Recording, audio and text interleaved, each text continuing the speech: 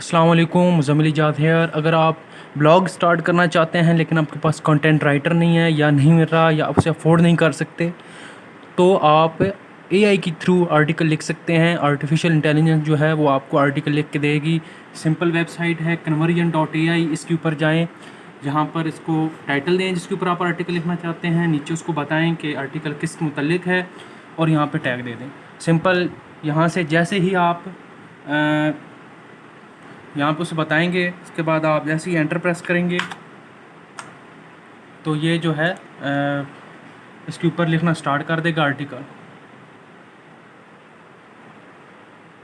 ये आप देखें कि इसने आर्टिकल लिख दिया है। मतलब है कि कुछ वर्ड इसी तरह आगे सेम आप दोबारा इसे प्रेस करेंगे तो ये दोबारा इससे आगे चलता रहेगा।